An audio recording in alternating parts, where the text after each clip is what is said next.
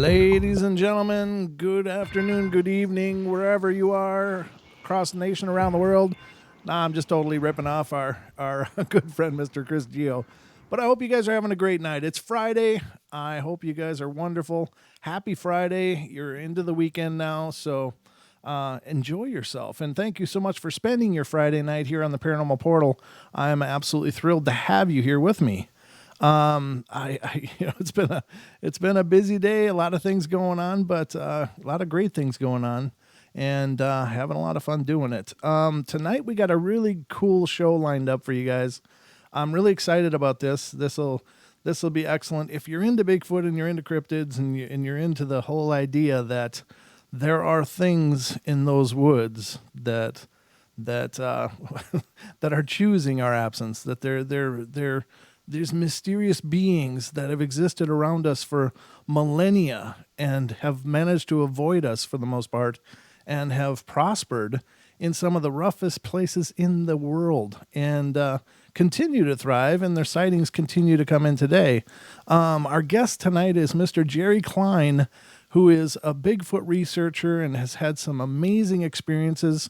So welcome to the show, Jerry. Hey, how you doing, Brent? I'm doing wonderful, brother, and I really appreciate you coming on tonight and being a part of the show. This is your first appearance on the portal, so welcome, and I hope you enjoy it, and I'll come back again. yeah, yeah. Duke's talked quite a bit about your show, and he really likes you and everything. And Duke, I think and as far as being a researcher and a um, radio show host, I think he does a really great job, and I've been watching your shows too, and you you guys both too. When I've seen you guys both together, and then Wes was on there, the other day, and the show just it's awesome. Oh, thank you, brother, and I appreciate it. And yeah, Duke has been marvelous. He's been an amazing friend, and of course he put us in touch, which is really cool. And I'm thrilled that you agreed to come on the show because your experiences are absolutely amazing and incredible, and the tenacity that you put into your research and into continuing your quest to understand these things is just amazing. So I'm absolutely thrilled that you chose to be here and share this all with us tonight. Well, you're welcome. And like I said, my three favorite shows now is yours, Wes's, and Duke's. I'm absolutely honored, brother. That's really cool.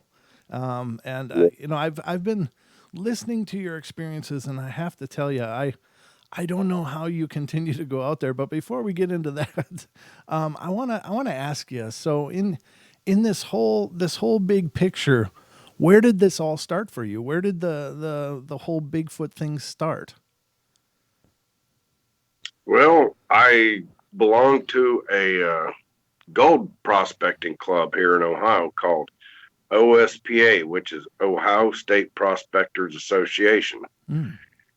And we have a gold claim where I live now. At the time when this happened, I moved here to Mount Vernon because I wanted to be closer to my hobby at that time was, besides work, but was gold prospecting, which Ohio don't have a whole lot. It does in the southern part where the glaciers push down out of Canada. Mm-hmm. Has got a little bit more chunkier gold, but up in this area here, it's finer gold, but you get in pockets, and you can find a quantity of smaller gold. So that's what got me started here in Knox County, Ohio. Mm-hmm. And I'm camping down at the river down there. Yeah. And I've been a logger for over 14 years. Okay. When the recession hit, the logging industry went down, so I just started wrenching for a living, working for trucking companies because I had to work on my own trucks and my own logging equipment at that time. Mm-hmm. So being I was a logger too, constantly out in the woods, walking thousands and thousands and thousands of acres, marking trees, people always ask me, do you ever see a Bigfoot out there or anything like that? I just kind of brushed it off, you know. Sure. I've been up in Canada, I've worked in Canada, I've been in Idaho, worked out there. Michigan was our home base time. But to get back onto the story of how it all started for me was some people I helped out on a weekend. They was moving to Arizona, and it was friends of mine here in Knox County, and they didn't want to pay me anything, but they give me some stuff. They ended up giving me it was a wood hauling trailer. Okay. It was pretty heavy duty too. But you got to take the wood with you. So I was already camped out down here at the campground. So I had a cargo trailer, and at the time, it was brand new. I got it. I had a brand new quad, and so I said, well, I'll take it out to camp down there and then burn all that wood tonight. So I took a cargo trailer down there. My cargo trailer was already down there because I was already camping out, but I was helping them over the weekend. And then took the trailer they give me full of wood, firewood, and took it down there. And I said, well, you know, the landowner there is a real good friend of mine too. I've known him for quite a few years now. And he said, well, you know, because I was getting ready to leave that weekend of my sighting to another gold claim where they was having an outing there. Well, it's a big outing. They call it Gold Rush Days. But anyhow, I was leaving that weekend, the end of that weekend, which is last weekend in August of 2013. So he told me, so when you get that firewood burn out of there and stuff, just put it out front there, put a for sale sign on it, and then before you pack up and take off, and leave it right up by the road on his property. I said, oh, okay, thank you, you know. So I'm putting the firewood out of that trailer, and you know, I'm letting it go all night. And the fire pit is probably, I'd have to say, a good 16 feet from my cargo trailer where I had it setting at from the fire pit. Okay. So I was burning all that wood. So I set up all night long burning that firewood. And I dozed off for a little bit, and then I woke back up and started poking the fire around and make sure no logs rolled off of there. I had it blazing.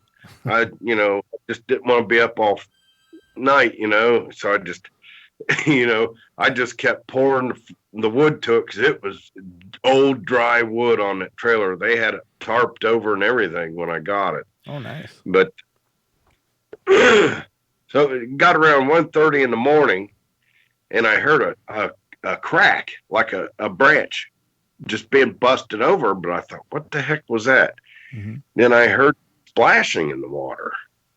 And I was like, well, I had one of the big square flashlights, but one of the newer ones with the LED lights inside of it. Okay. But it takes them square 6-volt batteries still in them.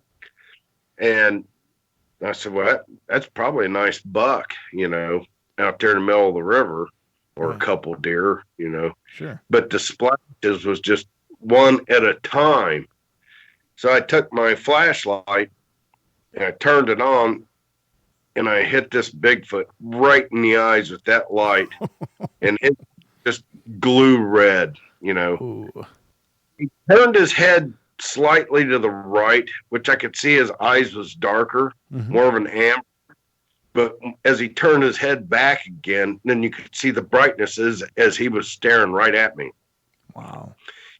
Right leg forward and his left leg back, and his arms straight down to his sides. Now his fingertips come down just above his knees. Wow. But he's in there, and I mean, you're talking 30 yards away. Okay. 30 yards away, not that far away. No. 30 yards away, and I could see, you know, its gender, that, you know, sure, it was a male. Okay. And so I'm standing there. This seemed like 5 minutes, which it actually was only like a half a minute, maybe. Wow. Still, that's an incredibly long sighting. Yeah. But the thing of it is, as I'm standing there, I got the light on him. I'm sitting in my chair, I'm sitting there, Uh-huh. and he tilts his head back just a little bit in the same motion, curls his upper lip up, and goes whoa like that. Oh, And jeez. you could see the whole row of upper teeth. He didn't have no canines. It was all blocked like teeth like ours, like humans. Sure. Man, I got up out of my chair. I took off running around the cargo trailer there. Yeah. And Wow. That is intense.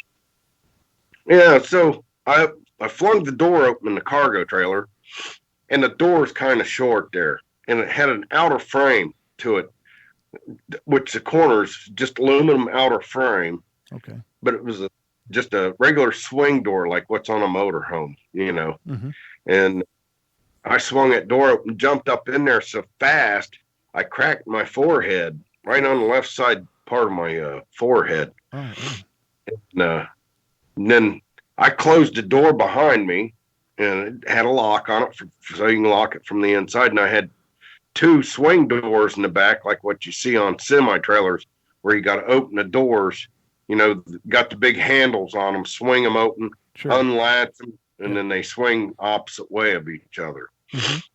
So those was latched and locked, and I had two small windows inside that cargo trailer, and I had them. I had them closed, and I was thinking, I don't hear nothing out there. So I loaded a shotgun. I had a Winchester pump shotgun with a scope on it, and it was a 12 gauge. And I sat there racked around in it and loaded like 4 shells in it because it didn't have a duct plug in it. Okay. And sat there with it on my lap, and I got so tired, I just laid down there, and I still didn't hear nothing out there. I was thinking any time that cargo trailer was just going to be flipped over on the door side, and I'd have to squeeze out of one of them small windows I had in there. Sure. Wow. Anyhow, I fell asleep. Well, the next morning I woke up. I'm laying on top of the shotgun. I'm like, God, the dog. Dog had his own bed, which was up underneath the cot. Mm-hmm. So the dog didn't even know what was going on the whole time. He slept right through it. And of my sighting, he didn't hear nothing, so nothing alarmed him. Mm-hmm. But it got up, and I could see it was starting to get daylight, through the windows, which it was tinted windows. Okay. And so I get up, I'm all kinked up. I pull the shotgun out from underneath me, and I lean it up against the wall there by the door, and and I turn around. My hair is all stuck and sticky to the pillow and everything. I was like, what the heck? And I had not realized that I had busted my head that bad. But all it takes is one tiny cut on your forehead, Oh, yeah. and a doctor will tell you you'll bleed pretty bad, Yeah. And Wow. so I said, well, must have been where I hit that door frame last night. But Right. it was covered. But I got up and grabbed a shotgun. I was still in my socks, and I unlocked the door, opened it, and then took the gun like you see in them old westerns where they poke a door open with the end of the shotgun, Right. I did. Looked around out there, and I didn't see nothing. And the sun was just starting to not clear the trees, but come up behind the trees in the distance in the in the east. Mm-hmm. Okay. Went ahead and slipped my shoes on.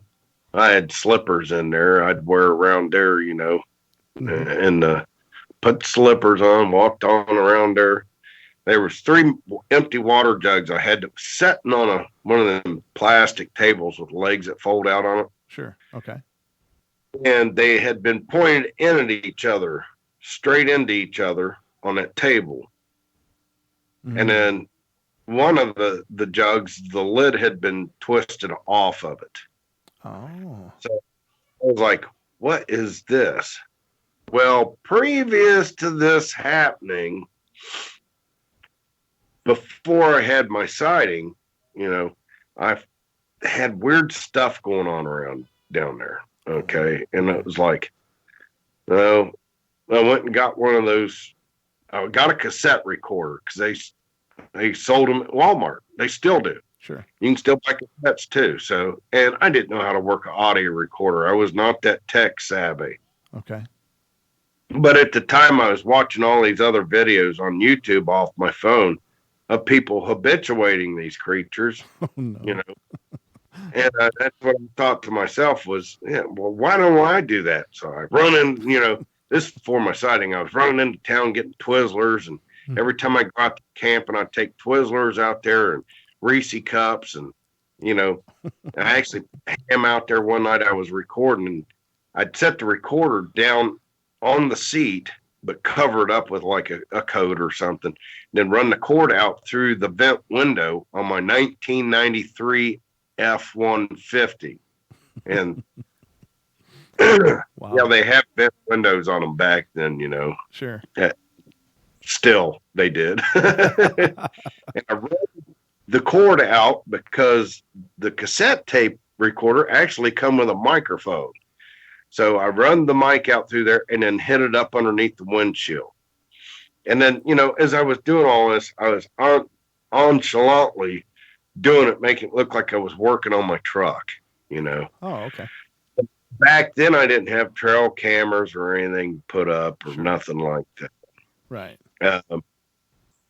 The night of my sighting, I had my cell phone on me, but this happened so fast, and this, I never thought just now if the one was to ever step back out and do what he did to me again, I would most definitely get his picture, Yeah.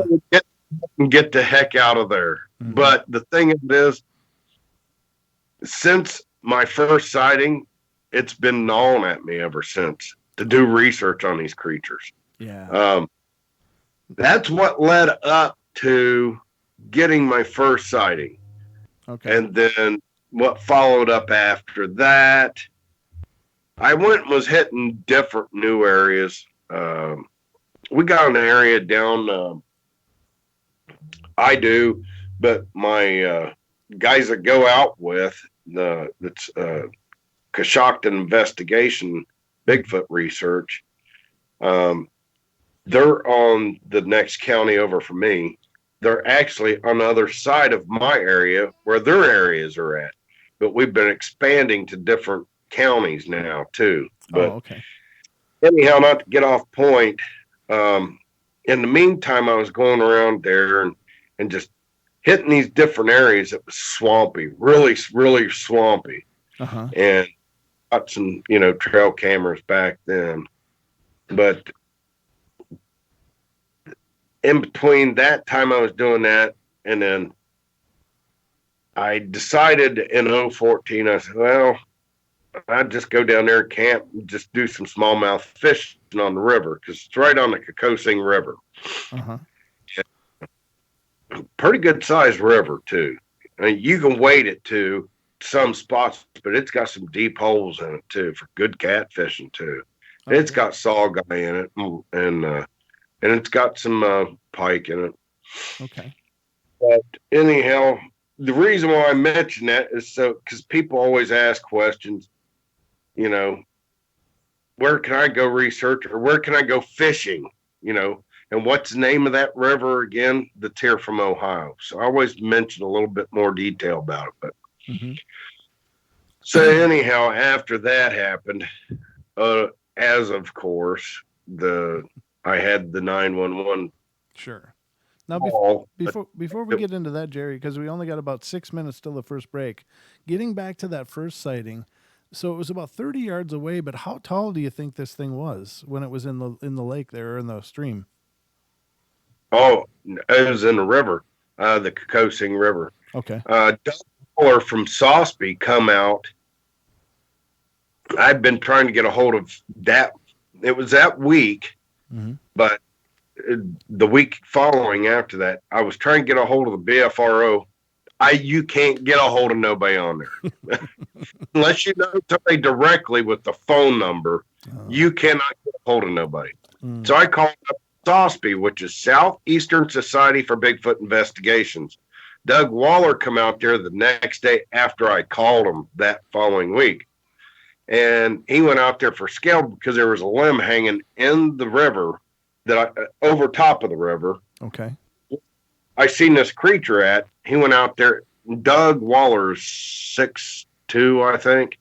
Uh-huh. He held from him. Then we did a figuration off that yardstick. It was about 9 foot tall. Oh my God. A little over 9 foot, something like that. That's a monster. Oh my God. That's huge.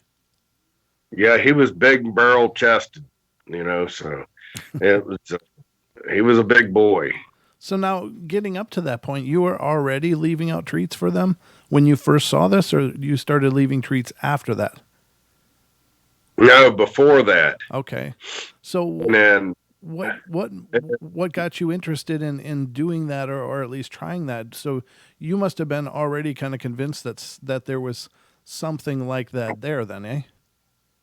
oh yeah. Okay. Yeah, after I started tape recording them, I was getting them flicking the antenna on top of my pickup truck. They would take the Reese cup wrappers, Uh-huh. I put out there for them, and they would undo them just like a person would. Wow. So, and then you would find the actual paper cup, and the wrapper opened just like a person would do it. Then the Twizzlers bag, I just left the end of the bag open, and then I'd count. And then I'd go back next morning and recount them again. There'd be like 2 or 3 missing out of there. So Like every other night, maybe. right. So this wasn't their first rodeo then. I mean, they'd obviously had candy bars before then if they knew how to unwrap it and what part to eat and what part not to eat, right? I mean, I see children that never really had a candy bar before and they'll eat the whole thing, you know? So these things must have already been experienced with getting those kind of treats somewhere. Either that or they're trash pickers. Yeah. Well, that's You probably true too.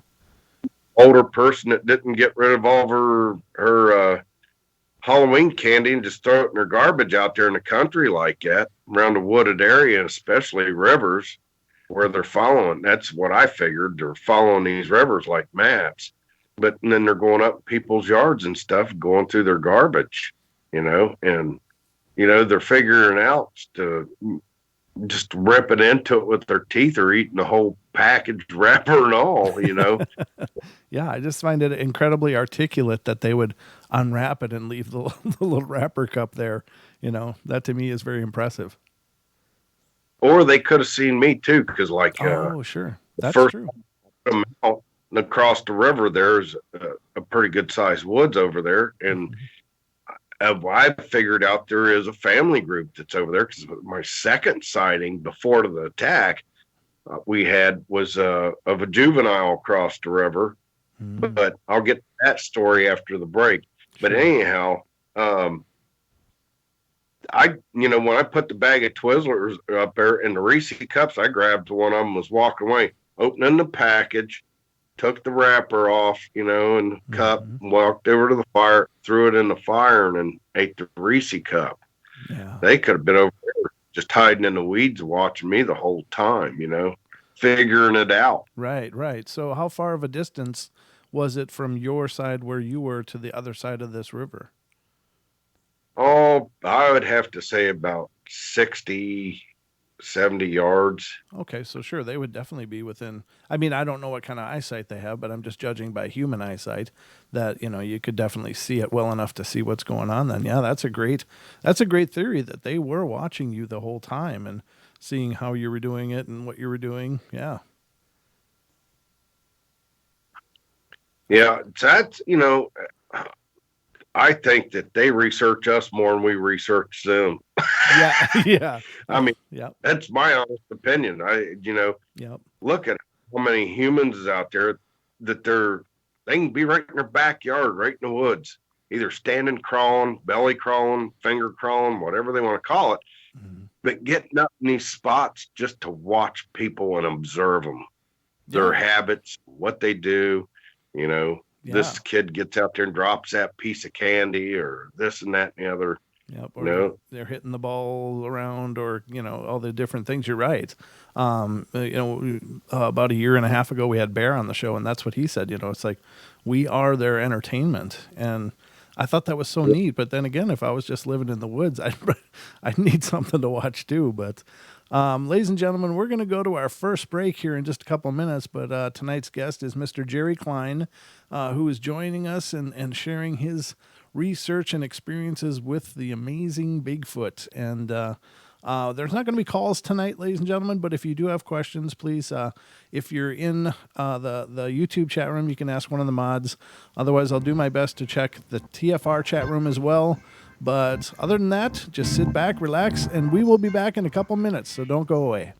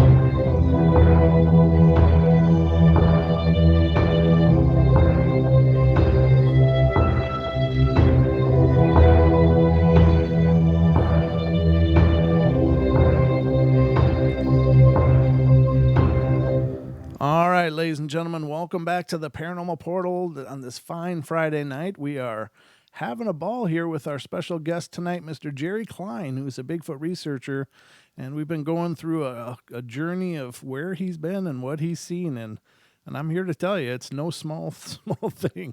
In fact, it's about 9 feet. Welcome back to the show, Jerry. Hey, you're welcome. All right, so we just got up to the point where you were starting to go fishing in this other spot, and I'll let you pick it up from there. Okay. So after I wanted to get to my second sighting before the cargo trailer got attacked. The night that I was in there in it. Sure. The 911. Right. We had an outing there in 14 in our gold claim, which we have every Memorial weekend. It's a private small outing. We have lots of drawings there and everything. But it was a long weekend, and I had put on a hog roast there on Saturday of the weekend. And I think it was that following Monday that rolled over for the holiday. For Memorial weekend, I should say. But anyhow, everybody had packed up and left. I'd left the cargo trailer down there because I live 20 minutes away from here. So from there, where I live now. And, or I lived back then too. But, I went back down there to get my cargo trailer and pack all my stuff up. I had my gold dredge out setting out there and everything else. I got back here. I figured there was going to be people that's retired still going to stay down there, but I guess they got their fill of the weekend or been camped there before. Okay. Now, I was myself hooking up. I hooked onto the cargo trailer, got the quad loaded up, gold equipment, and got everything situated. And I'm sitting in a chair there. The fire wasn't going, but I'm sitting at the fire pit. I look across the river there, and landowner had a dog. His name was Bandit, and that was a cattle herding dog, with stub tail. Okay. They had the like the blue eyes, but it was auburn colored hair. The dog was. Okay. Well, never crossed the river over there because I used to take my dog over there across the river, and then I'd get over there looking around for either Indian artifacts or footprints along the gravel bars and this and that and the other. Mm-hmm. So I'm sitting there and I see something over there across the river. It looks like the landowner's dog. It's got auburn hair. It's down on the ground on all fours, milling around. I said, Bandit don't know.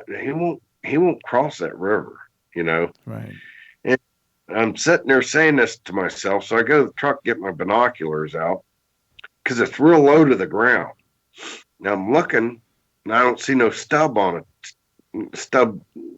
tail on its hind end. Mm-hmm. And I'm like, well, what the heck? And then I heard 3 stick taps go, tick, tick, tick. Just taps, wasn't tree knocks, just taps. Okay. Back in the woods. Wow. This little Bigfoot stands up, and all I got to see was his backside. I did not get to see his front side. He's about 4 foot, she, 4 foot tall. It goes back there, steps over a sycamore top because they had logged the trees out of there.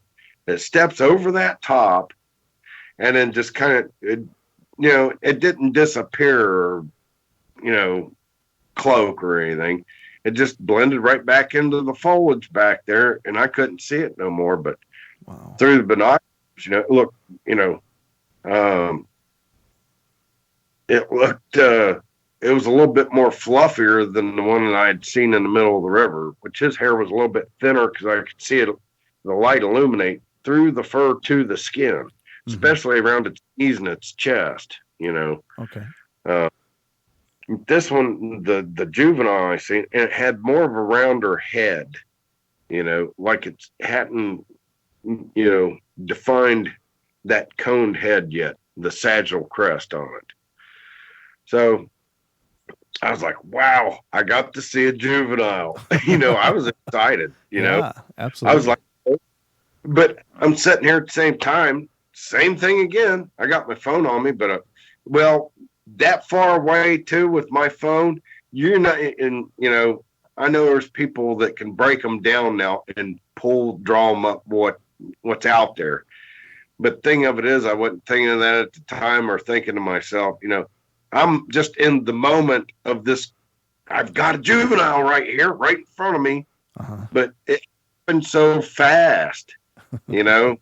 Yeah. I had to go walk to the truck, get binoculars, but I thought it was a landowner's dog, you know. Mm-hmm. Now, milling around on all fours back in there just a little ways before I heard the stick taps. And as soon as I heard them, that was mommy going, okay, time to get your butt up and get back here in the woods, in Yeah. the house, Sure. you know. Yep. That was my second sighting there. And then I was down at one of my research areas, didn't even know it wasn't even a sighting to me. I seen something duck down. Got out of my pickup truck, started walking down a gravel road there, and I was looking down a swamp that I've been researching. I bought some trail cameras, and this was before I got this one certain picture I'm going to tell you about. Okay. I I seen something duck down back in that swamp, so I backed the truck back down there, got up in the back of the truck, and just did a short video sweep with my phone. Mm-hmm. Just a short video sweep. There was a guy I had on Facebook that analyzed that because I was only on Facebook back then. I didn't have a YouTube channel. Okay. And this guy took that video and cut pictures out of that video, and it showed exactly to me what looks like a dog man down there on to the left, and then two Bigfoots off to the right, back in the foliage. Oh man. And other people that analyze this picture and look at it say that cannot be photoshopped, not like that, because the foliage is hanging down in front of they said it just take too much time. He sent it back to me in 20 or 30 minutes after I did the video, posted it out on Facebook, Mm-hmm. and he analyzed it that fast and just did stills of it, but drew them up. Okay. So I said, okay, I want to go back to this area again. So I put my trail cameras out down in there. So I set trail camera out over one night, over on a weekend, because that's all I have, Sure. for my research on the weekends, unless I take vacation off. Mm-hmm. But I went out there, retrieved my trail camera, I set it down there in that swamp, which I am no longer able to get into now because they sold the property. The landowners did. Oh, okay. But I went and got the trail camera, took it back home, and then stuck the SD card in my phone, and was pulling pictures up. I said, "You got to be kidding me." I said, "That looks like a kid out there." Well, on your phone, you just like a computer, you can draw that picture way up as long as you haven't posted it to nowhere where you can only draw it up so far. Right. This, I way up. I went, no way. And I've got a juvenile peeking over the grass, which these are weeds. I'm talking these weeds where I set that camera at back to that swamp. The weeds was as high as my head, and I'm 5'9". Oh wow. Yeah, down in the weeds. There's one down there that had two nubs on its forehead, but it's got sagittal crest, but it looks like a child's face. Oh man. There's no way. Nobody even knew I was putting. This is in a remote area. It's a Right. floodplain down there. Nobody down there even knew at the time I was even putting these trail cameras out there. Nobody did. So yeah. It's not like it could have been hoax. Like, oh, let's just pull one over on Jerry here. Yeah. Right. So and I've got one peeking over the grass, and I got the one with two nubs on its forehead. Now, the one with two nubs on its forehead has got me stumped. Now, what do you mean Man, nubs? What do you mean, like bumps, or like what does that mean? it's got two little bumps square right on its forehead, as you could see its head sagittal crest back. Wow. Yeah, that's Right strange. the forehead. Huh. That's pretty And powerful. it was an early morning shot that the camera took. It was like 6:58 or something like that, close to 7 o'clock in the morning. So it was just starting to break daylight. And I think that's how that camera got such a good picture of it, because um, before I, could draw it up, what I did, I went to Walmart. I just drew, you click on there, stick your SD card in there, click on it, how big of a picture you want. That's what I did with the picture. I just drew it up, and I got it sitting here hanging on my in my kitchen on the wall right now. But um, when I seen that on my trail camera SD card, I was like, no way. That's There's still intense. something in the middle, but you can't make it out. Mm-hmm. So I'm not I can't say what it is, but it's a dark figure like the other two that's in there, but it's a little bit taller. Now, There, are these photos posted somewhere that people can see them, or? yeah, I did a video on the juvenile Bigfoots twice on YouTube channel. So that's on the Jerry Cline YouTube channel. Yeah. Okay, ladies and gentlemen, if you want to see that video, please do wait till after the show, of course. But that is up there for you guys to see, and that's amazing. I'm gonna have to go check that out myself. That sounds so I, fantastic. I've got a lot of videos out though, a lot of kitchen videos, a lot of research videos. Mm-hmm. That one there, well, actually, I did a recent video on that, as a matter of fact. It's not too far down. If you start from the latest video I did and go all the way down, Okay.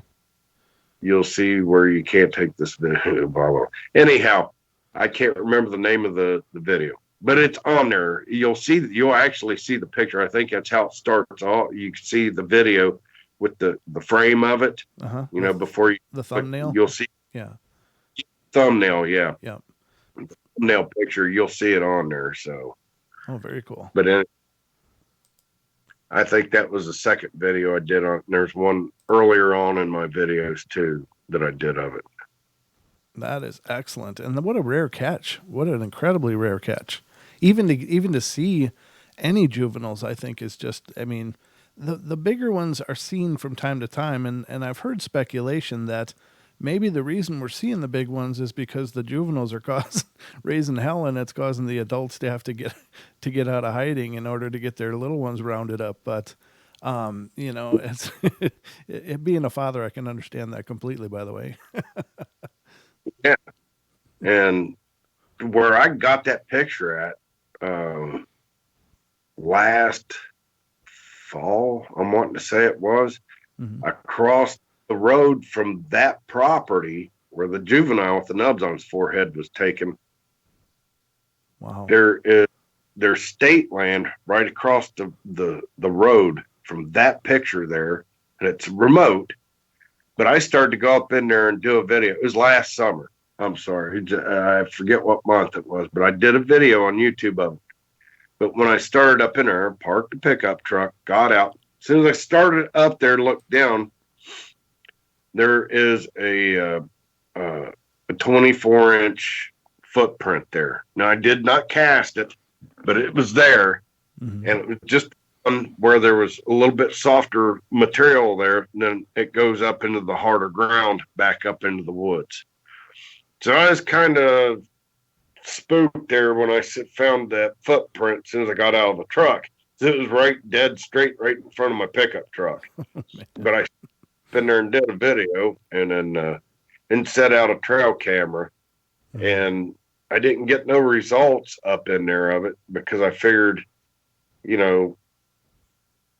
being there, the other side where the swamp is just got leveled and decimated from the flooding down there we've had in the past 2 years.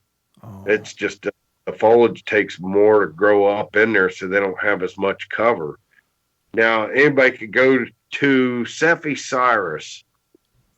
She's on YouTube. She's got a YouTube channel. Mm-hmm. Sephi Cyrus, she's actually one of the admins for Todd Standing right now. Oh, okay. But go to her channel. She did a breakdown of the picture of the dog man and the Bigfoots that I got that I didn't even know I got at the time until this friend of mine on Facebook analyzed that video. But I did an analyzation. I went down in that swamp where that picture was taken, and she found the same exact trees in the whole 9 yards. And I'm telling you, good Lord, you look at that comparison right there. There was nothing photoshopped about that at all. I mean, there's just, I just tell everybody, go look at the comparison that Sephi Cyrus did of me. You'll see it. It's marked on her videos on there, Jerry Cline's comparison video. Mm-hmm. And there and see the size of these creatures, because I walk down in there and I hold a huge stick up there. It's like a little willow tree limb that's like 14, 15 feet above my head. And as she does a comparison video of me walking down in there, the dog man is down on the left-hand side. It looks like a dog man to me. I didn't see it. I don't know what it was, but the picture drawn up from it is, it's got 2 ears on top of its head. Mm-hmm. It's got a snout, so what could it be? That would be my guess. But there is 2 Bigfoots back in that swamp standing just in the tree line in there. Wow. And she did a comparison video and stabilized that video of me walking back in there to do a comparison. And it turned out great. Oh, very cool. Yeah, that's nice. It's nice when, you have those kind of resources and people that have those abilities, for sure. Right. Right. Yeah. She did a really good job on that. Oh, that's really cool. Very cool. And Duke did send me a picture, and I think this is the Juvenile, as you were talking about, and I just did share that on the screen so the people can see it. Very cool. Yeah. Very, very cool. Now, your your experiences kept intensifying, but we got like 8 minutes until the break. Now, I have to ask you, so how many casts have you collected in your research so far? I've got 3 right now. I had 2 other castings that somebody broke into my house and busted. Oh man. One of the castings, I was able to keep what busted as bad as the other ones. And it's my very first casting I got from down there at the river at our gold claim. And it was before I even got my sighting. And that casting, I actually had 2 of them, but I dropped the left foot one of it here on the floor when I come back from down there, and I casted the print, because what happened was it flooded up down there. So I was more or less caretaker of the property at the time of our gold claim. And so after the flood waters just receded just to the bank, because it floods over and then floods our campground down there, it looks like a lake. Oh man. The waters had receded, and then I drove my quad down there with a chainsaw, and then I cut trees off the lane and everything. So when I got down there, I got down to my camp area, and there was debris from the river up there. I was thrown in the fire pit, and I happened to walk over to where I had that gifting tree and looked down right there. 2 fresh sets of tracks. Right there in a muddy spot where the landowner's dog dug a hole at there. And so it'd lay there in the cool dirt. A dog, how they'll dig a spot in a shaded spot with the ground with the coolness coming up out of it for them to just lay there and watch it and wait for you to cook something on the grill or whatever. Mm-hmm. But the landowner's dog dug at there, but it was silted over. And there was two perfect good 13-inch prints there, barefooted prints. One pushing off with the left foot, and the right foot was turned to the right and heading up just a little embankment right there Mm-hmm. in front of that gifting tree. And then on up in there was all weeds, but I could see where the weeds was stepped over, pushed down, but I couldn't get no more definition out of them. But I casted those too. I went that same day, went to Lowe's, got casting powder. I still have the same existing casting from that's my first ones that I found, and Bob Gimlin signed one. It did get broke when somebody broke into my house. Oh, that's a shame. Wow. Yeah. Now we got a question from the chat room. Somebody's wondering, do you think these creatures live in family groups or tribes? I I can't tell you that. I don't know. Right. I don't know the difference between. Well, I know family group. Yeah, I'll be family group, but I don't know. Sure. I'm not that. I'm not an expert at it, so I couldn't tell you that. Right. The thing of it is, I found little tiny stick structures down there where we camp at, Mm-hmm. and it's like, why would an adult Bigfoot make this tiny little stick structure? It's only about 7 inches high, Mm-hmm. to where you would, then I had my juvenile sighting, Right. so, you know, I think they may have, they could have even clans, but I think they do move around in family groups until, the adults do get, full size or whatever, and then move on to, move on to another group so they don't, um, interbreed with each other. That's my thoughts. Now, I'm not no expert at it. That's just what I think. Right. No, I gotcha. And you're right. I mean, and nobody can know for sure, but it does seem like family groups are real common. But I wonder about the whole tribe issue. If there is a tribe or something, to that extent. Whether they have extended groups living together, or maybe they're all just extended families. Maybe there's several generations in these things too. That's a question I've always wondered as well, is how big do those groups get? And I have to think, kind of though, that for as much as it must take calorie wise to sustain them, that they probably wouldn't want to group up in too big a group, because that of course would require so much more to maintain. Right? Yeah. Um, I paid really close attention to Kevin's, you know, with him and Glag at the time, to where Glag took him up the tree when Glag knew something was going on, and then went over and got in a fight with the two Yeah. other, or if it was one or two. But thing of it is, I think that was the territorial thing for him. Mm-hmm. Now, I think some may take their family groups to this territory every year by year, and some take these ones over to this, area too. Um, and that may have been why Glag got into it with those two, because he didn't know them, and they thought maybe he was infringing in the group. Right. Yeah, that's a good point.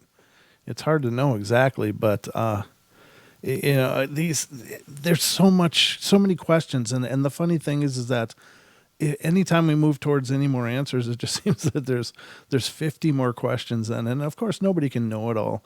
But I think that that of course the Gleg situation is incredibly cool, because it's such an amazing insight that only he and maybe 3 or 4 other people on the face of the planet have had a situation like that, and what an amazing account for sure. Yeah. That's um, the way he was talking about, you know, his story, it Mm-hmm. was just amazing, because it made a lot of sense. Right. And it was, it, I'm talking as far as my research goes of what I've got to experience of here a little bit of how they act, the ways they do, how they sneak around and this, and that, and the other. And with Kevin, growing up with Glag, how he sneaky and sneak up on him and this, and that, and the other. It's that instinct of them to do that. And it's out at my buddy's property. We had that, Hold that thought a sec, Jerry. We're going to go to our hour break here, ladies and gentlemen. So don't go away. We're going to continue our epic discussion with Mr. Jerry Cline here in just a few minutes. So don't go away. We'll be right back.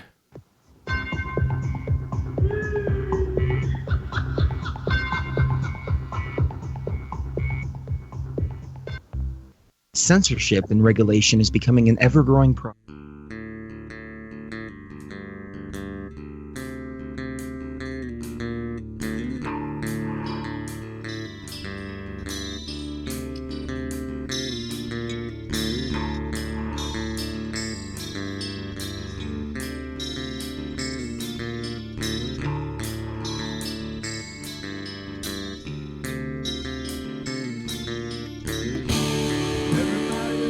Play their games. Everybody loves to place their bets.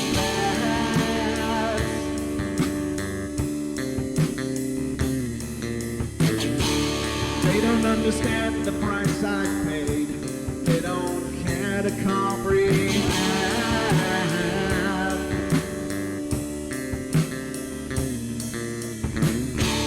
Trace their lines upon my body, dripping scars across my heart.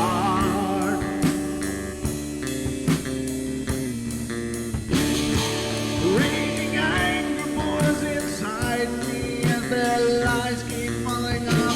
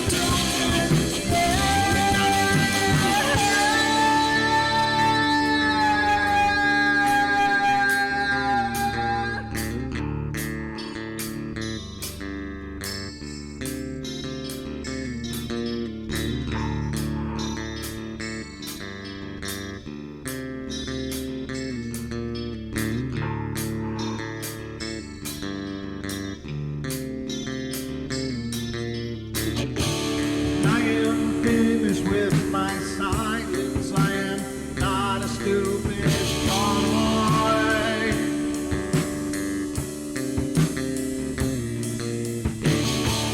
No more breaking me with kindness, just you dance upon my joy.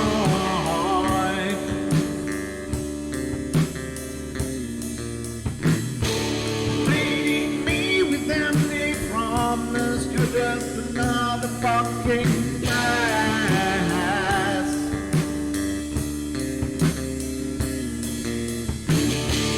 Taking off the slice of my sanity, just make sure that you're well fed.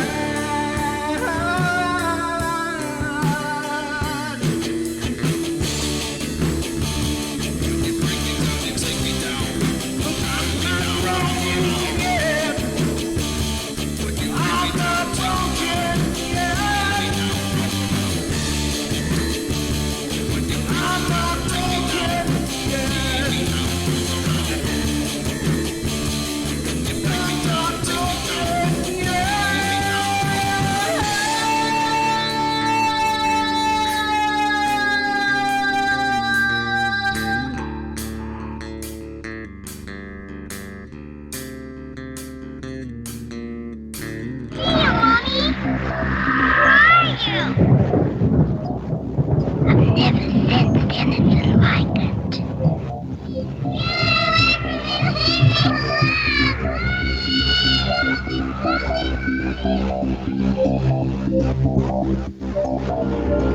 Ann is not like those she's with. They're attracted to the one thing about her that's different from themselves. Her life force is very strong. It gives off its own illumination. It is a light that implies life and memory of love and home and earthly pleasures. Something they desperately desire, but can't have anymore. Right now, she's the closest thing to that.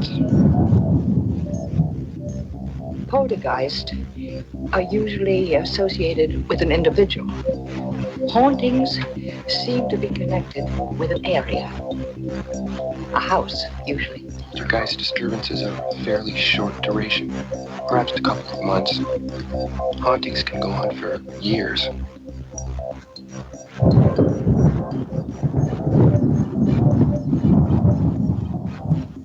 Welcome back, ladies and gentlemen. I hope you're enjoying this evening's festivities as we are joined by our good friend, Mr. Jerry Cline, Bigfoot Researcher, and he's had amazing experiences himself. And thanks for being here, Jerry. It's been an epic journey so far. I hope you're enjoying the ride. This is your first journey here, so what do you think? Is it all right? Yeah, that's fine. All right, brother. So we are kind of going down your path here, and now I gotta bring you back a little bit to the whole habituation thing.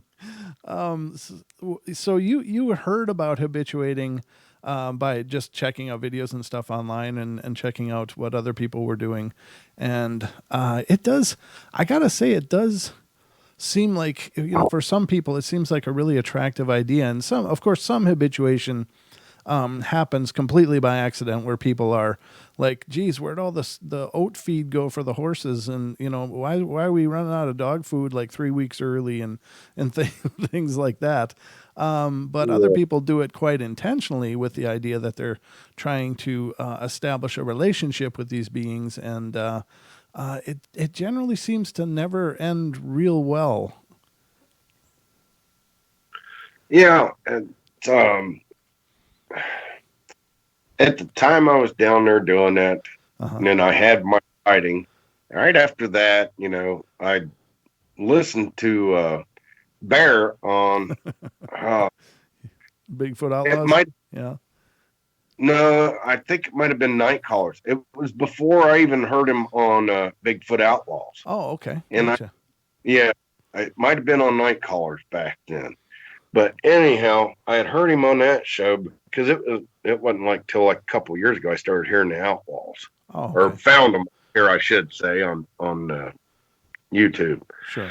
But I heard Bear on there talking. It's not right, to habituate and feed these creatures because they've lived this long, come this far, right. Which, how long? And man, that wind sounds like it's going to blow my house off the foundation. I'm still sitting here in the dark. Well, I got my little lamp in front of me, but yeah, I have no power. Ladies and gentlemen, that's why Jerry's not on camera with us right now, is that he's experienced some torrential winds, and it's knocked out power, and he charged up his cell phone in his truck so he could join us tonight. So, I really appreciate it, brother. That's a commitment. I even gave you an out and said, we can give you a rain check if you need, but you were good to go, and I appreciate you making this work. But yeah, just be safe, So anyhow, I'd heard that Bear, and I got to listening more into the, his research too, and I was like, you got to be absolutely right, Mm-hmm. So I quit going down there on a basis on the weekends when I was off work, when I was down there camping and putting out all the goodies for them, and sure, I just stopped altogether, and I don't know if they got mad because they was watching across the river and seeing me handing a hot dog to my dog or what. Going, he didn't put no Twizzlers out for us or Reese cups. Yeah. Over shake his trailer until he gives us something. Maybe if we shake the trailer hard enough, the Reese's will fall out. So let's walk us through that experience, if you would, please, because I think that has got to be just one of the most horrifying things. And I thank God you're okay, because I just when I was listening to that, you know, you think you're about to hear something go really, really sideways and bad, but I'm glad it turned out okay. But yeah, if you'd walk us through that, that'd be awesome. I got down there. It was an 014 in July. I'd have to look at the CD from the 911 call. Mhm. I don't know right offhand the exact date, but it was in July. And I had just went down there and wanted to go fishing. That's all. I had a gun rack inside the cargo trailer. And so I'd hang my fishing poles in there, you know, if I was deciding to go camping, to go hunting or varmint hunting or this and that and the other. Yes, I would hang my guns on there and I could strap them down on the gun rack there. Mhm. Well, that week, I didn't even plan on taking guns with me or anything. So I just threw the fishing poles up there on there. I had my cat fishing pole and my other pole we use for bass fishing or crappie, whatever, you know, panfish. Threw it on the rack inside there, and you know, I already had the cot in there and the dog's bed in there, and then I just stopped by and the store and got essentials and went on out there. You know, was having a good time, had a fire going. It got, I don't know, right around 8:30, 9 o'clock, somewhere around there. Mhm. And I said, but it went to bed. And yes, I had a few beers. You know, it's a big deal. Everybody's heard the video. Yes, you know, but anyhow, Right. get on the story. So I went to sleep a little after 10 o'clock because I remember I thought I was in a storm at first, you know, Yeah. like what we're having right now, high wind storm or something. But the thing of it was these growls following in behind that. Yeah. And all I had there with me was my cell phone, my dog, me, and the cargo trailer and the pickup truck, you know, and the fishing poles. So it just starts off shaking. And I thought, when I woke up, what in the world is going on? Then I heard the growls, and I had that same flashlight I was telling you about from my first sighting in there with me. And I flashed that light at the window to my left where the cot was actually at. My cot was right underneath that window. And I flashed at that window, and one huge eyeball come by that window. Because those windows wasn't very big. Sure. They've been 10 inches, I think, by or 12 by 10 Okay. at the most. The biggest they were. They wasn't very big at all, but they were slider windows, but they was tinted. Now I had them open that night so I can get a little bit of breeze coming through there and cool it down. And I seen a red eyeball go from if I'm looking at it, be from my left to the right from the inside of the cargo trailer. Then there was another eyeball that followed right behind that. So that tells you how widespread the eyeballs was Yeah. of this shaking it.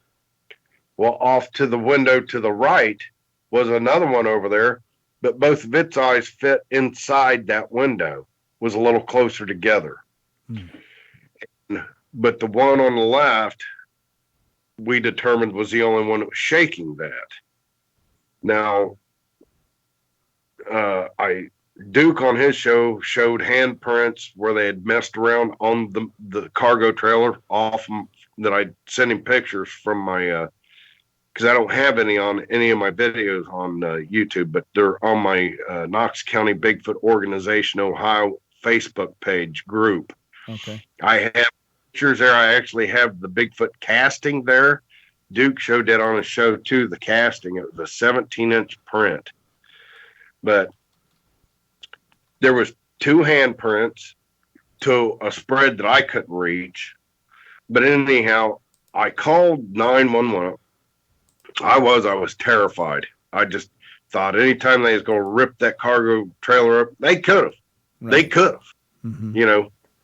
But like I said, right here from the beginning is give us our Twizzlers, you know.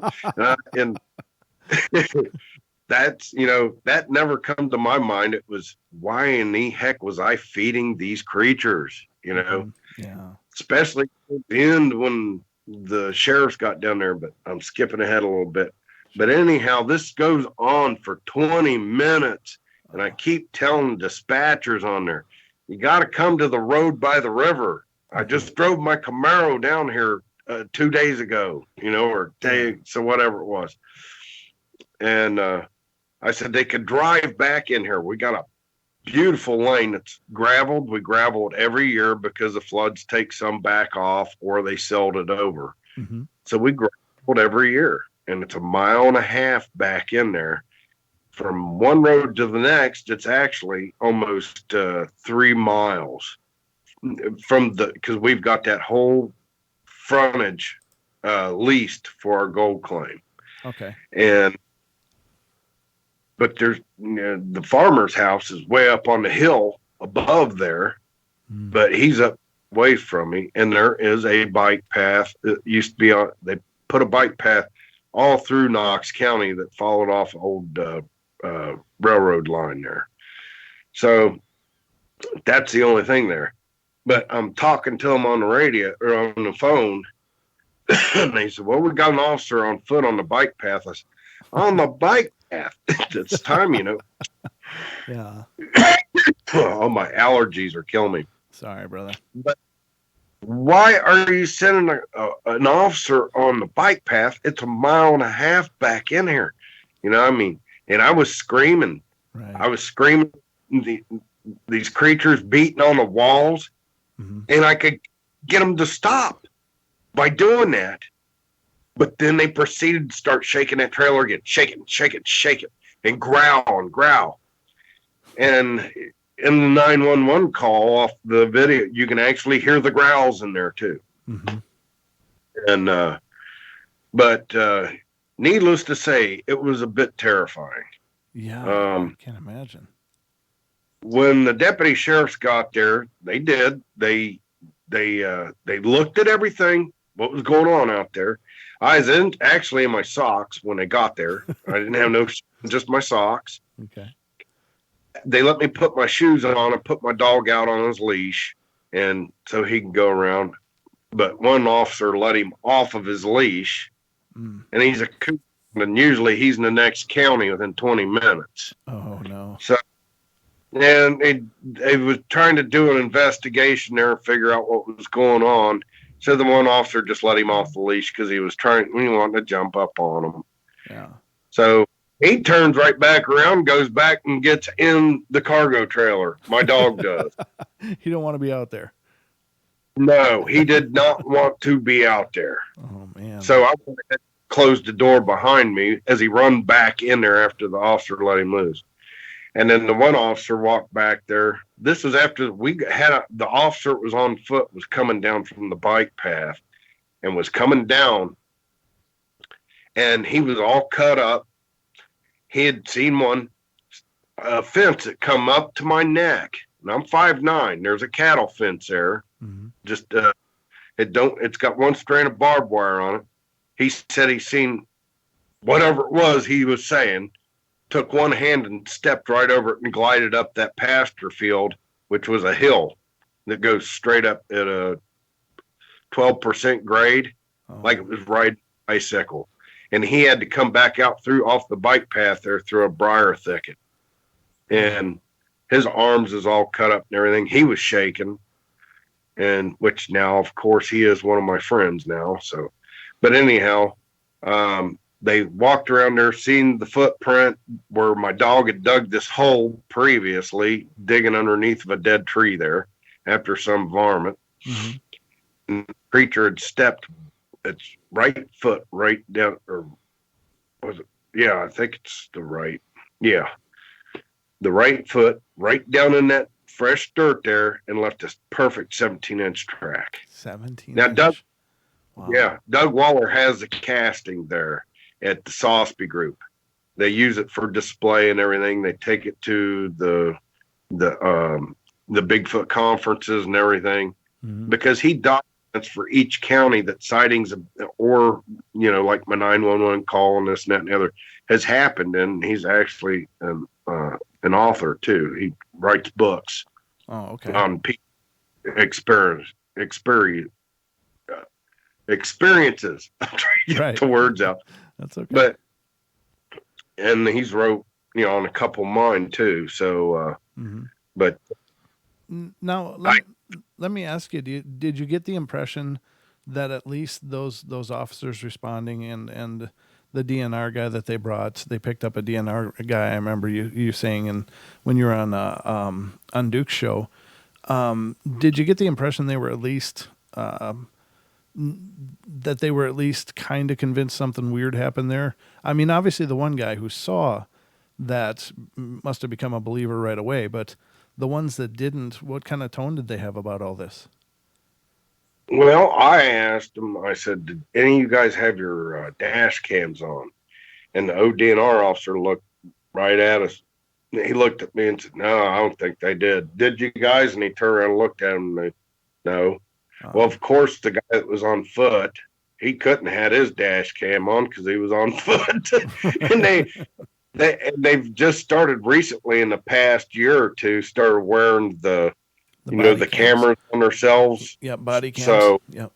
yeah, the body cam. So they didn't have nothing like that on them at all at the time. So, but the one officer walked back here and found the footprint because I didn't even know it was there. He went, "Jesus Christ," like that. So we all went walking around there, and immediately they told me to go back around to the other side of the cargo trailer, sit on the step there, and take my shoes off. Then show them my hands, because they seen there was 2 muddy handprints, plus there was a handprint on the other side of the trailer. Mm-hmm. Trailer was dirty. There was handprints all over it, put it that way, just right. Huge. And so they interrogated me right there, you know. Right. Checked my feet out, the bottom of my feet, see if there was any dirt or anything on the bottom of them, which was clean. I took a shower before I even come out there that day, and because I think it helps keep the mosquitoes off of you. But anyhow, yeah, I checked my hands, everything else. And then I begged them to give me a ride home because I was not sober. So they had got a call of a man holding his wife with a shotgun of domestic violence, which respond right now. So, but the one officer that was on the bike path told me, he said, "Well, if I get time to come back, I'll come back and get you," which you never did. None of them did. Oh, man. So, Yikes. but by them coming in there, I think just split that group up. The couple was there of the Bigfoots messing with me. I think they kind of got the point across there, you know, so. Right. Wow. That had to have been just as Don would say, a code brown. You know, that's an underwear scraper for sure. So that's just amazing. And it's cool that guy had that sighting, and that there was enough physical evidence there that they had to at least acknowledge something happened, and it probably wasn't you that did it. And you know, I'm really glad that there was that kind of substantiation to your claim. Right. Yeah. So, you know, now it's now following this, how how long did it take you to start going out there again? It took me. I sold the cargo trailer immediately. The cargo trailer is now in Alaska. Oh, okay. I sold my quad, Hmm. and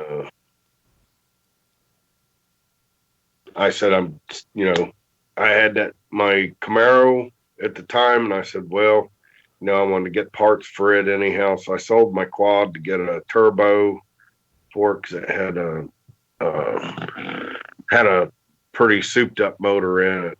Mhm. The way it was set, and had 550 horse in it, so Hmm. I wanted a little bit more. I could run a track, so I took like a year break from it and just did nothing but drag race. Uh-huh. And then I went from running my car on weekends to other guys that couldn't running points. I was racing their cars too on the weekends. So I just kind of took a break from it for a while over that, Mhm. and then after that, it just ate away at me again. And I've got to get over my fears and go out there and go camping.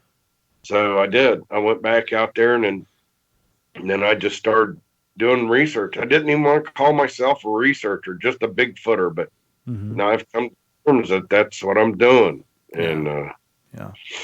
Now, mm, now the reason that I ask is because we every once in a while we'll hear from somebody who's had a sighting, and one person in particular had called in, and he had a really frightening experience as well, and he had never been back, but he's carrying that anxiety still, and my feeling is kind of like what you've just said, is that you needed to go out there and confront it, and just, to have that closure maybe for that moment, because those kind of incidences, they gotta just tattoo your soul. I mean, it's just that's larger than life. That's where reality just went absolutely sideways, and you're thinking you're gonna die.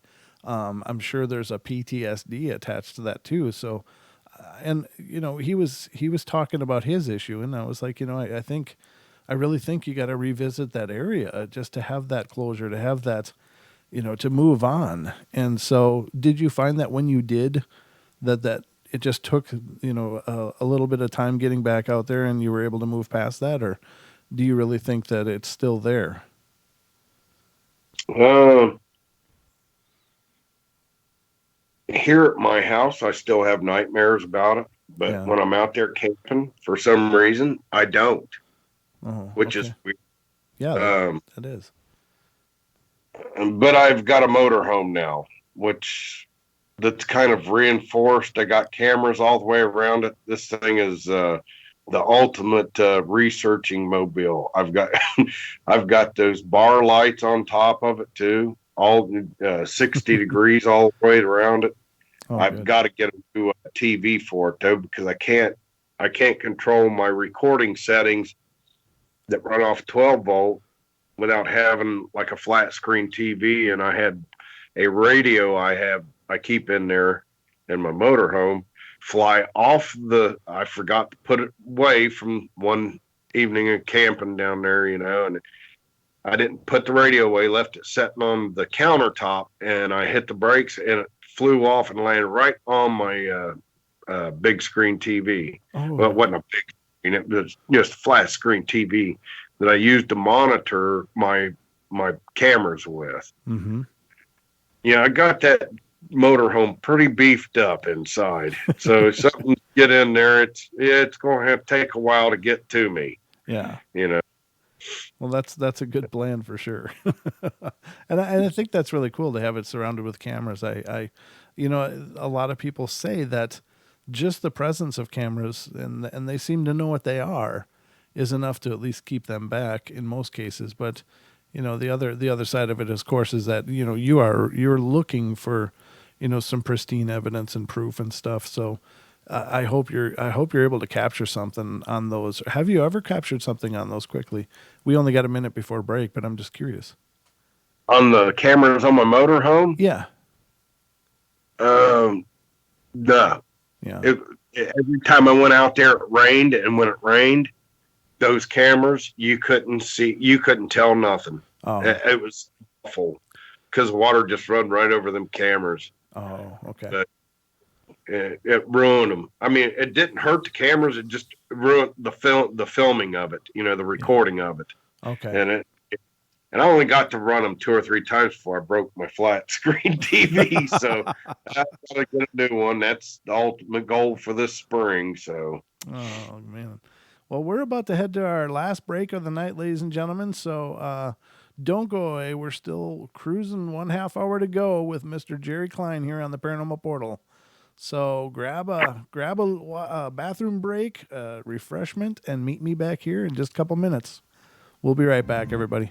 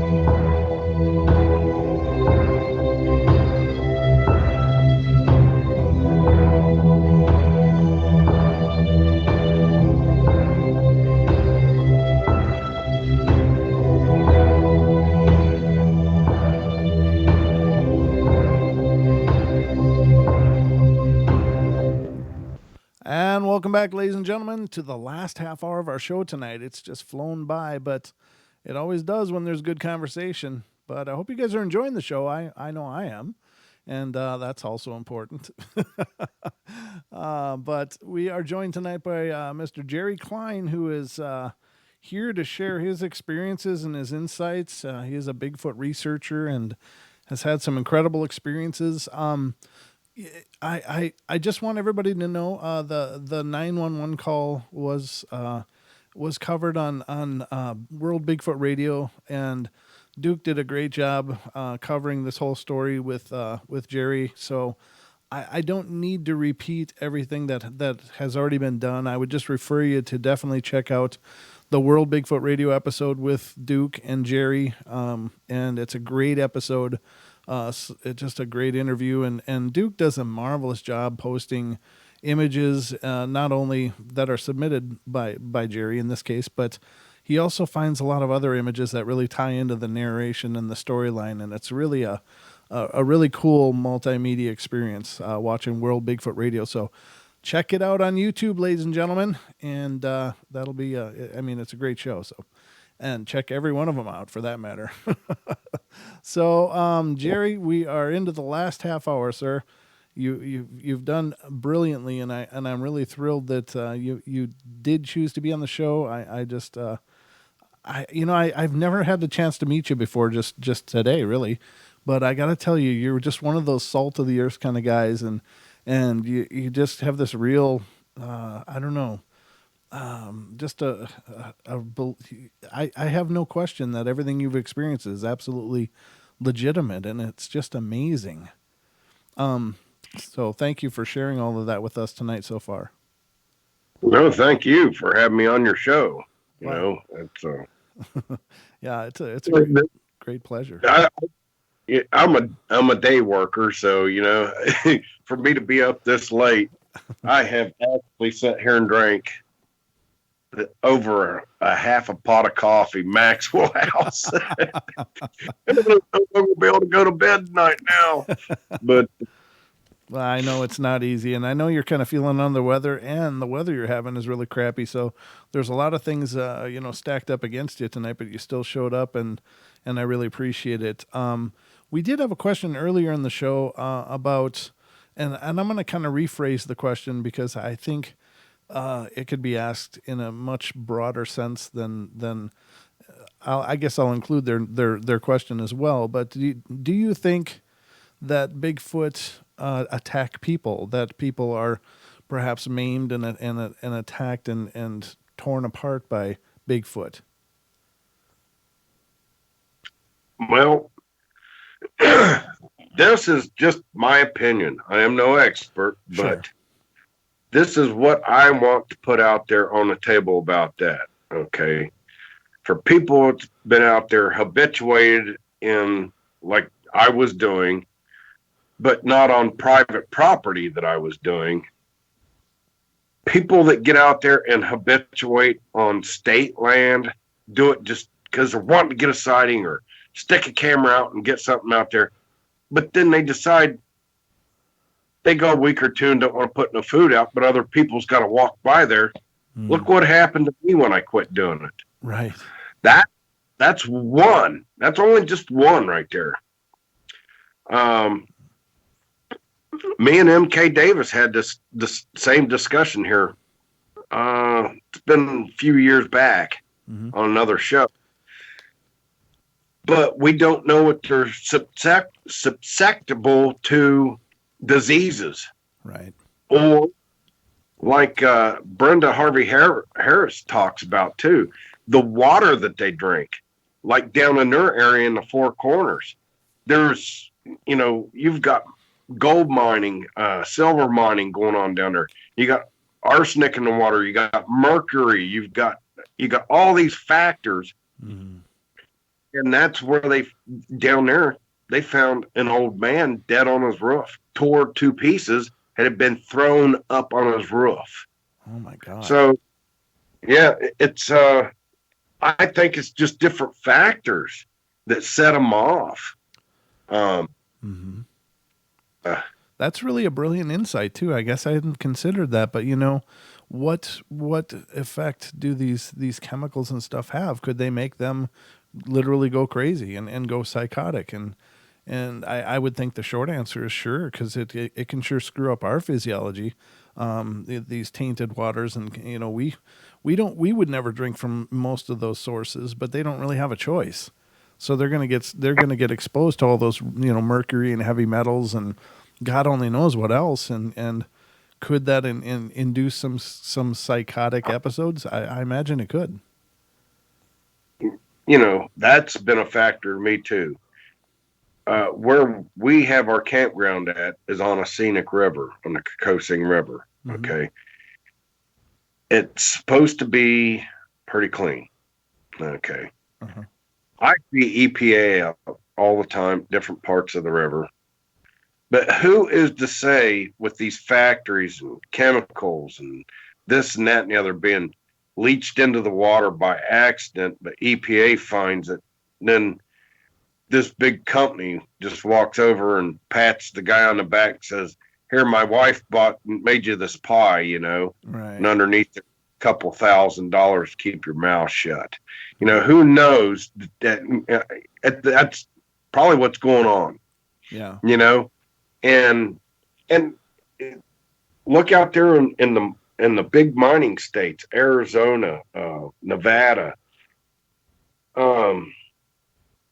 even the government out there that's took over private properties out there or bought them off is still going in there and trying to close up these old mines. But when they do, they're full of water. All that leaches right back out of there. They busted them open. All that goes right down into all them international rivers down through there, or national, I should say. Interstate. Yeah, interstate rivers. I don't know the names of them, but Right.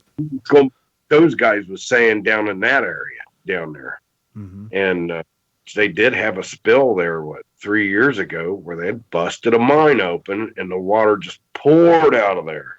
Yeah. But I don't remember the same exact location, because our gold group was talking about that too, you know. Sure. But you take these factors of habituation or poisoned waters, or even, it's like right across from where I work used to be a factory there. They're still scraping the ground there to get away or to get rid of all the nobody could build or put anything on that property because the factory that was there leached off.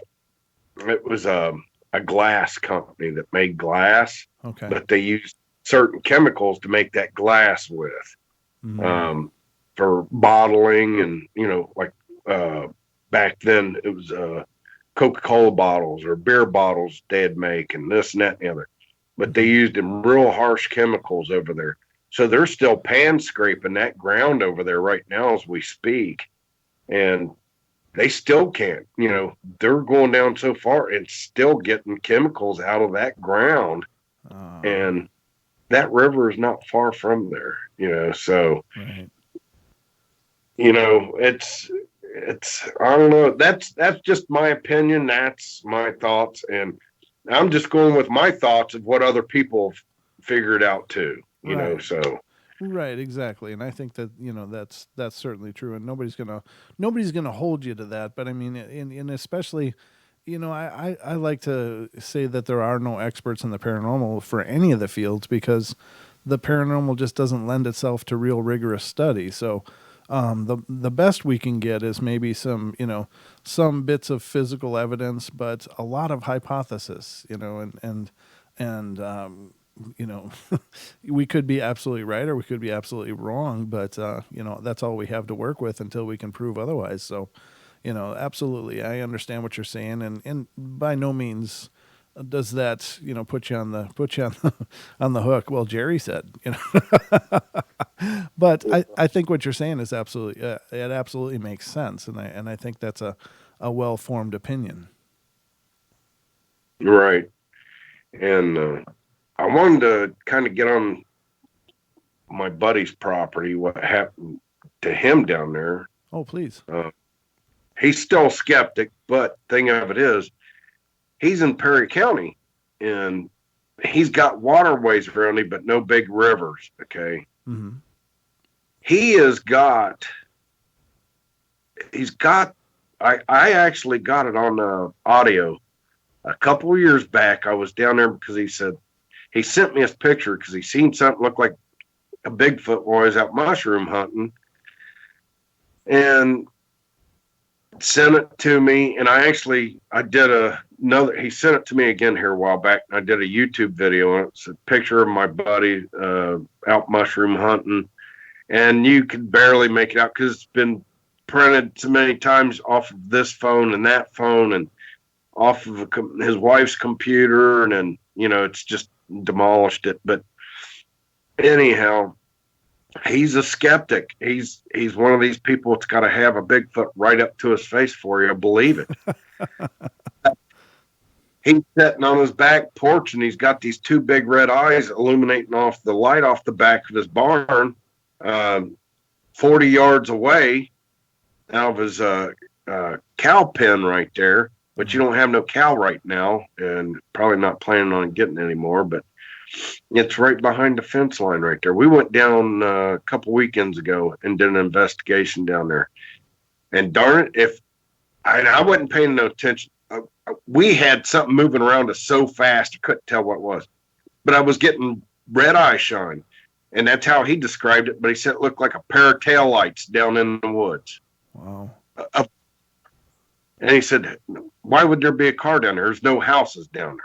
There's no houses. And he's right. There's no houses. Right. I found his property and the neighbor when they had the property to where we was looking at through there with the thermal. Mm-hmm. And Jay was getting hits on his thermal, but it's about the size of his hand. And the screen's about the size of a cell phone, a little bit smaller than my cell phone. Okay. I've got a pretty big cell phone, so. Uh-huh. But every time he'd get a hit, it was gone. It'd be behind a big tree or something. We'd stand there and wait. But I got eye shine on my video, and red eye shine, and no houses over there. None. And I couldn't believe how fast that I'd just pick up the red eye shine, and I didn't even see it when I was filming it. But after I put the video out there on YouTube and went back and reviewed it, even after I put it on YouTube, I was like, holy cow, there's another one. But it moved so fast. This thing flanked all the way around us, but we could hear it. Wow. We just a minute, and you can hear it. But it was much faster than that. It was like, holy cow. So they can move. The thing of it is, he's been having, he had some ducks and chickens taken out of there. No feathers left behind. No nothing. No carcasses. Nothing like anything's attacked them, but just picked up and carried off. That's what I think. He's got the docile ones there. He's not around any big water rivers, that may have been polluted or anything. Sure. He does have a small creek that runs through his property and adjoining neighbors there. But that's a thing. The one that I got on audio, he calls it the asthmatic Bigfoot because he can be out on his back porch, especially in spring right here. And this was early summer when I was down there and got the same sound on my audio recorder. Was this thing wheezing very, very loud, like it was asthmatic.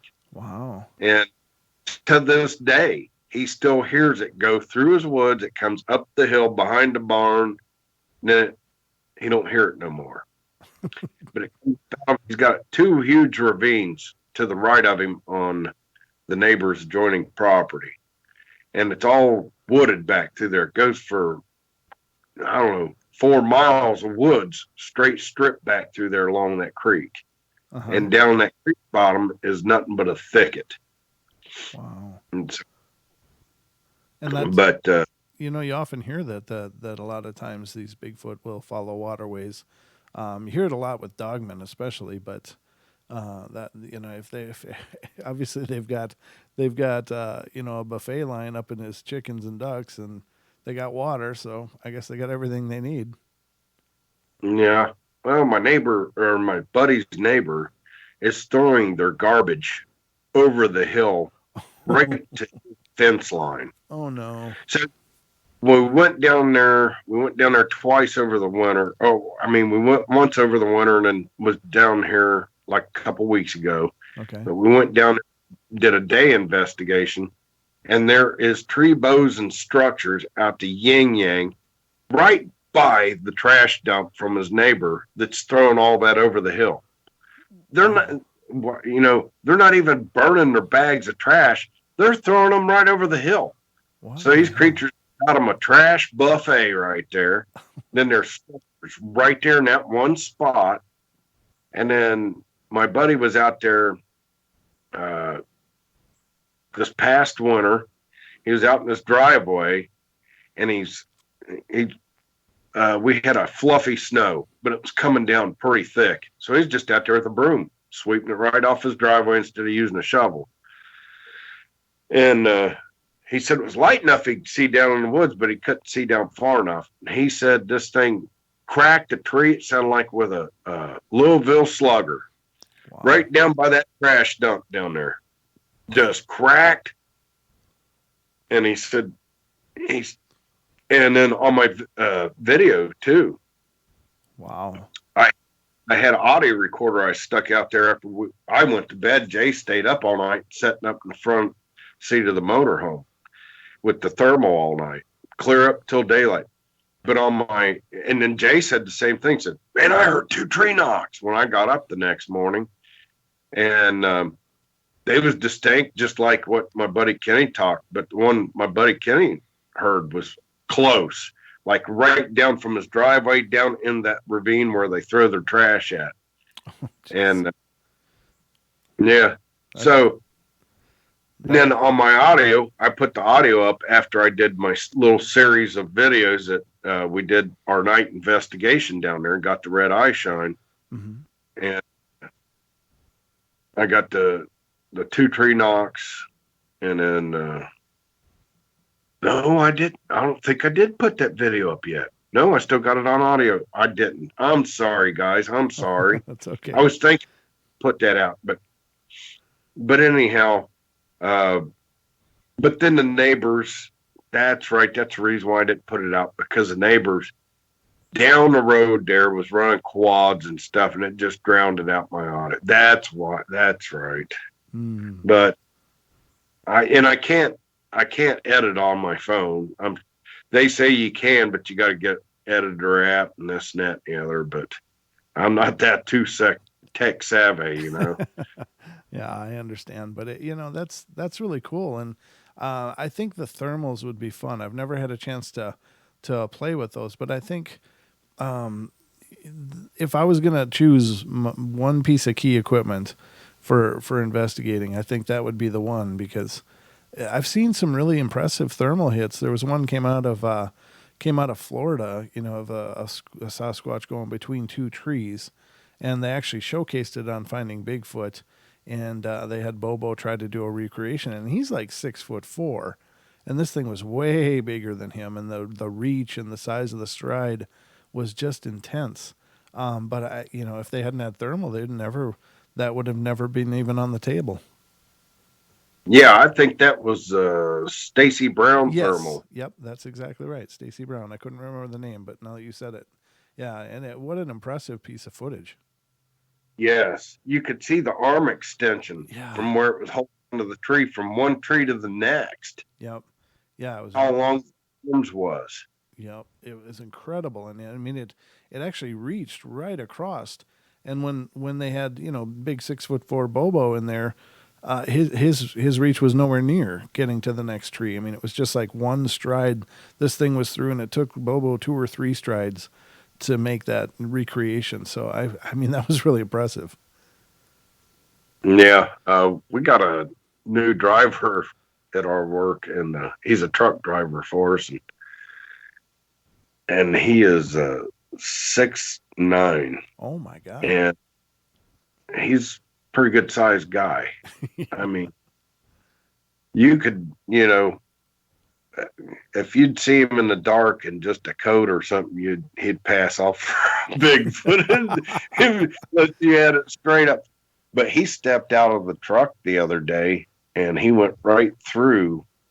We got aluminum steps on the side that's strapped to the side of the gas tank, because today I replaced them. But he stepped out of the truck and went straight through those two aluminum steps. Oh man! And they're long, and he went right through both of them. But the thing of it is, I'm comparing that with him, with the size of him like that, how much weight these creatures have got. Yeah. But I have found tracks. It's been dead stopped and stomped right on top of the ground and left very little marking because the ground is so hard. But these tracks are like 16, 17 inches, Yeah. The one I found in front of my pickup truck was a little deeper than that, but it was 24 inches. Oh my God. I found a series of 3 off my videos that was on a piece of property that my buddy it's where I got these howls on, and he's got a son-in-law, comes up from Georgia, I think it is, comes up there and deer hunts it. And his son-in-law comes up there and deer hunts it, and every year. But other than that, he don't do nothing with this property. It's all wooded. It's got some low land. He don't let nobody mushroom hunt, especially me, because he gets out and does it. But I got a series of 3 tracks out of there a couple years back where there was a deer path. Deer was coming across, because he keeps a path mode around there for his in-law to get to his tree stand or whatever, for him and his wife want to take walks through there. I found 3 tracks, but it was colder than heck. It was like 31 degrees out. We had a snowstorm coming in.